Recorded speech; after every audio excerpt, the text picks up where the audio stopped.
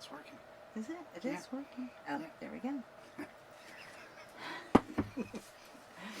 I'll try not to touch it this time. Yeah. So this is 1 year anniversary Woohoo! from when we had the hernia.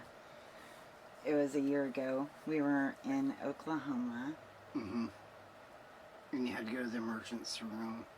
Yeah, Callie was about to speak at the Abolition Day conference, and on self-managed abortion, right? Mm-hmm. And it was the first one on self-managed abortion Yep. that you've done so far. So he was pretty intense, studying for that for a long time, and just trying to get all the data together. And most of the men who speak and preach and stuff are a little nervous before they do that, and they're trying to concentrate and pray and have.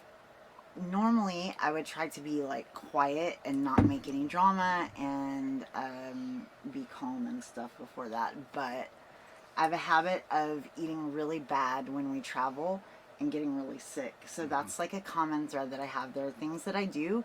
I just learned the right word for it. One, I'm an underpacker. Oh, man. Yeah, that's... Tamara taught me the right word for what I am, an underpacker. Especially for Oklahoma in February. Yes. I have Every single year I have to buy you new clothes. Portion of my wardrobe that is called the Oklahoma wardrobe. And that you don't bring the following year. You wait until you get there and go, oh my goodness, I forgot my jacket. Oh dang, it's cold. I didn't know it'd feel that cold here. It's 30 at home. I'm not this cold. And yeah, so it's really cold in Oklahoma. I like to fall down in Oklahoma and get hurt for 6 months and have all kinds of Oklahoma problems when I go. So no surprise, I was having a serious problem that time when I went. And it was all from pancreas cancer is what it was. What the bottom line is. That's when the pain from the pancreas cancer started. Yep. We had been eating keto for about 6 months. I'd lost about 60 pounds at that pounds. Time, yeah. 50 pounds, I think, at that time, 50, right? 60, something like that. And I was still having this weird shape in my stomach, and I thought I was having ulcers, and I was really sick when we got to Oklahoma, and I had started throwing up. Callie went to go buy me some Pepcid AC and stuff. I had been, for one thing, I had been prescribed ranitidine for about a decade. And ranitidine is one of the things that there's a commercial now for a class action lawsuit because one of the specific cancers that it causes is pancreatic cancer. But she doesn't qualify for that lawsuit because she was on generic version from her doctor, and not the over the counter. Yeah. So, yeah. So, I've been taking ranitidine for about a decade, and then I was like, if this causes cancer, there's got to be something natural I can do, and looked up and found that mustard was a good natural home remedy for Acids. acid reflux. So I'd started using mustard medicinally, and it was working really good. And my doctor, my primary care doctor, who I think was just a horrible person, sorry to say that, but I think that's true. And she definitely did not like me, but when I told her, they had already taken ranitidine off the market, and she asked me if I would like a refill of my prescription for ranitidine. I was like, they don't sell it anymore. It's like they don't let y'all know that they take drugs off the market that you prescribe people. It's really weird. But anyway, she didn't know. So I was like, yeah, they took it off the market because it causes cancer. And I started taking mustard medicinally. And she looked at me like, I think she might have wrote in my chart, like, this lady's a nut. So anyway, she didn't like me very much. And so I was taking mustard. And I got sick, and we were like, so maybe the mustard's not working right now, and maybe it's gotten too severe, maybe it's turned into ulcers. And so he went to Walgreens to get me medicine, and while he was at Walgreens, I started vomiting, and I don't vomit very often, because I'd had my gallbladder and my appendix removed about 20 years ago, and at that time, I pretty much, like, stopped vomiting. I've only gotten sick like that a handful of times since then. And yeah, so he was at Walgreens trying to get me medicine. He's supposed to be like studying and trying to like do the last of his preparation for speaking. He goes to Walgreens, I start vomiting, and we were in an Airbnb, and I was in there alone, and I threw up, and I heard this weird like squeak sound. In a rip. And it was like, and I was like, I thought somebody was in there with me. I like turned around like and looked, and there wasn't anybody in there. I was like, oh, that's really weird. And I'm like getting sick. I'm freaking out. And I like throw up again, and I hear the squeak sound again and the like ripping sound. And I was like, what is that? I'm like having this terrible like stomach pain, and I'm throwing up. And I'm like trying to look over my shoulder because I'm pretty sure somebody's like snuck in the Airbnb with me and is making some squeak sound behind me. I did it like 3 times, and then I realized that I stood up from vomiting and my intestines were like hanging out of my stomach. They're like sticking out. And I was like, oh Lord. Oh no. I was like, Callie's got to speak in a while. This is terrible. 3 hours. I knew it was a hernia. I was like, this is so terrible. And he got back, and I didn't even want to tell him. He'd sat, I was just like in the bathroom, like hiding, and he brings me all this medicine, and I'm afraid to like even move. And he sits down on the couch, and he's trying to like read all his notes and stuff. And I went, and I was like, babe, I'm so sorry. I have to tell you something. He's like, what? I was like, I think I have to go to the hospital. Can you look at this? And I'm like, I uncovered my stomach, and he touches it, and he's like, oh, we got to go to the hospital. So I found an emergency room real close by. Yeah. So we went. That was our first emergency room visit. Yeah. It was going to be the first in a long series of emergency room visits that didn't go that well. But we got out of the emergency room and got back to the conference within like 10 minutes of me having to speak. So yeah. So that worked out. It did work out. But anyways, so that was a year us. ago Yeah. today. And once we got the diagnosis that you had the cancer, they said 6 to 8 months. Didn't think you were going to live until September. And here we are, double that. So, yeah. Lots to celebrate about that. Yeah, it was supposed to be like fast track to death. We thought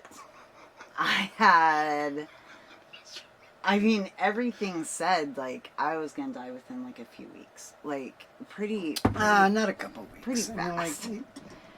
He didn't say a couple weeks. He said a couple months. No, he didn't say, but like things that we'd read were like literally like people get diagnosed and die like 6 to 8 weeks. Like, I mean, like fast. They really do die fast. But he was like 6 to 8 months. You know, he didn't expect you to finish the first round of treatment. Mm-hmm. But you did. I did. Yeah. Threw up a couple times during that though. Yeah. Yeah. So. Well, really, I just had one session where I threw up a lot. Yeah. For that like session, but the other sessions I didn't throw up. Yeah. I didn't throw up as much. Yeah. So I think there might be another one of those like hardcore chemos in the future. Yeah. for us. Well, also, so maybe, today is the maybe. 1 year anniversary of that. You've lived double what they said, and today you finished your first cycle of the trial drug. Yes. So next week starts cycle 2. Yeah. And today was, I had a doctor's appointment today, and I had a doctor's How are you appointment feeling? today. Oh, you feel great today? Oh man, that's your pain's under control. Yeah, everything's great. Let's see. Where does it normally hurt? How about right there? Does that work? All right, thanks. Now I got to go take some more pain medicine. Thanks, doctor. My doctor's appointment has been lining up with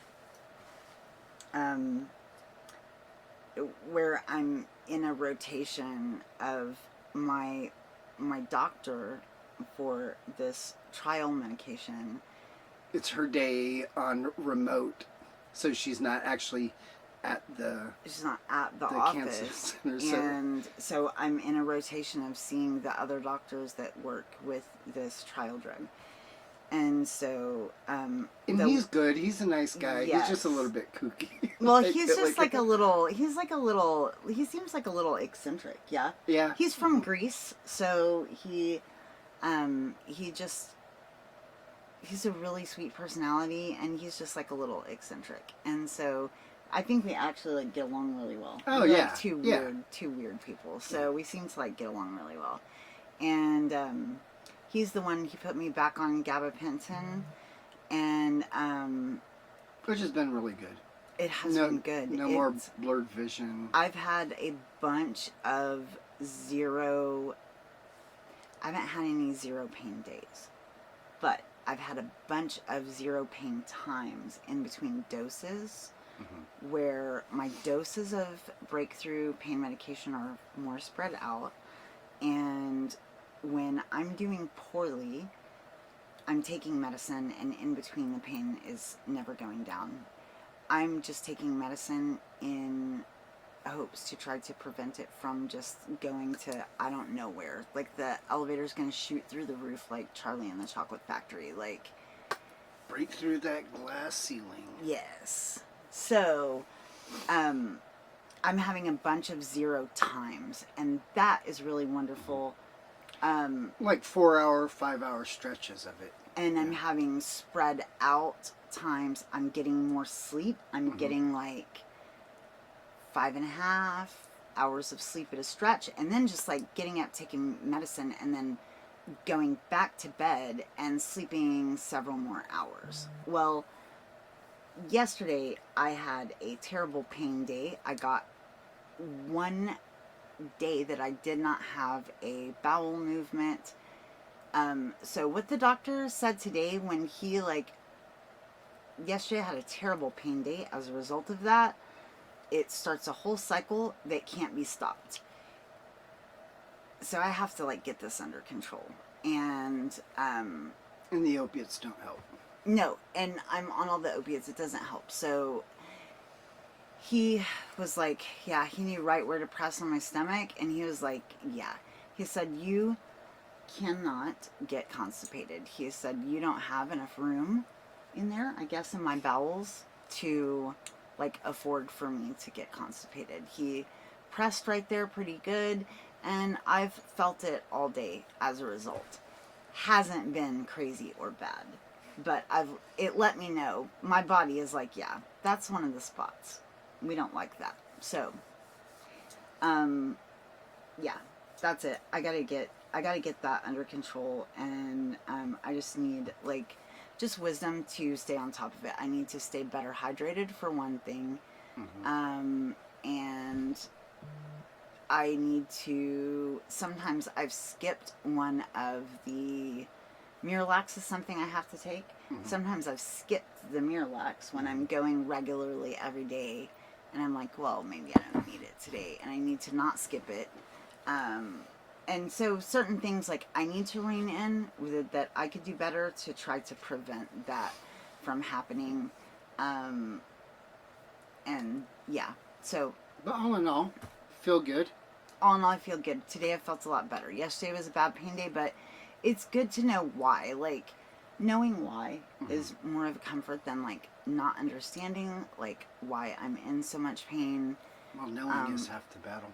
Knowing is half the battle. And it had finally occurred to me, like, this week, something that I hadn't considered before, which was, I kind of feel like, or I've kind of, like, had the idea that every time I feel pain, it is because it is the tumor growing spreading everywhere and getting out of control. Spreading, and I finally realized this week.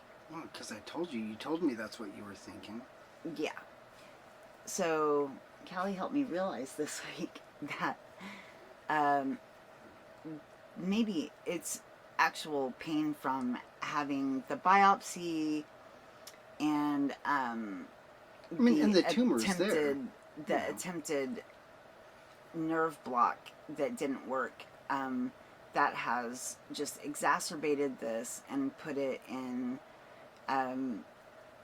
just like a different category. Maybe it's not that the tumor's growing. Maybe it's that these other that the procedures tumor's have, just like, there caused me some on serious the pain. nerve, and like Right. when you bonk Move it around or something, whatever. it's so close that it hits harder. It's not that it's growing, but it's there. Even if it wasn't, even if that part was the dead part, the mass is still there, and could still push on the nerve. Yeah. So another month of the trial drug, and they'll do more scans to see how it's going. So, we're praying that those are the scans that it's gone. That's what Amelia said today. I'm really... Grandma, why don't they just do the scan right now so they can see it's gone? Yeah. Yeah. I'm really just hopeful that that MRI was the test that is going to show that it was really there before it disappears. I'm hopeful. We've had a miraculous healing before. It's happened with Callie before. And there is nothing cooler than sitting in the doctor's office and them going, so, what are you doing here again? And you're like, you called us in here because of all of these lesions. And they're like, not here. And there's no lesions. What are you talking about? And then they look at my that? And they're like, liver pictures and like, oh, I have no idea what happened here. So, yeah, we're excited. We're excited for that to happen. And we're very hopeful and definitely believing that it can happen. Mm-hmm. Just keep praying for that. So. And excited that, you made it a year. So excited that I made it a year. Yeah. And I am.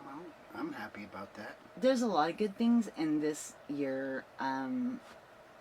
I definitely have had some sad times yesterday, especially when I have a pain day. Sadnesses really come crashing in.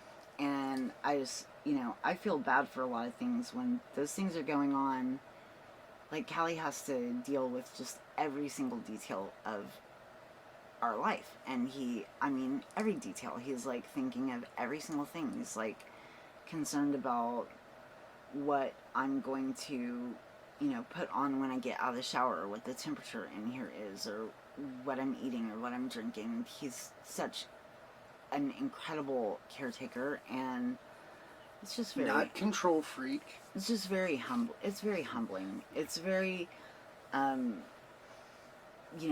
want to be able to share in the responsibilities, and sometimes it's so where that I can't. And it's just... it's incredibly kind and loving. And so in this year, I've really, I think I've fallen more deeply in love.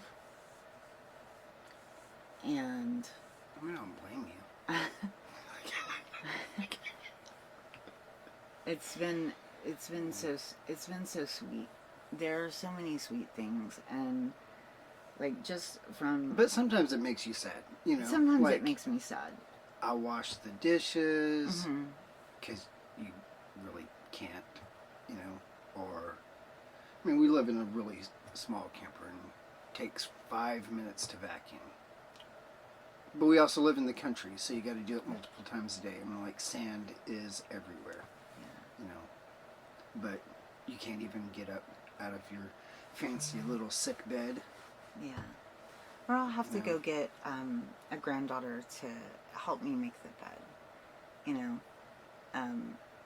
And it's just there. A lot of times I'll have to get a granddaughter to carry the laundry for me, because our washing machine is outside in our shed. So, and then even getting them to carry the laundry for me. I think I'm gonna sneak it past Callie. I'm gonna get the laundry. I'm gonna try to take care of it so he doesn't have to do it, and get them to carry it for me. And I can't even load it. I can't bend over 5 times to.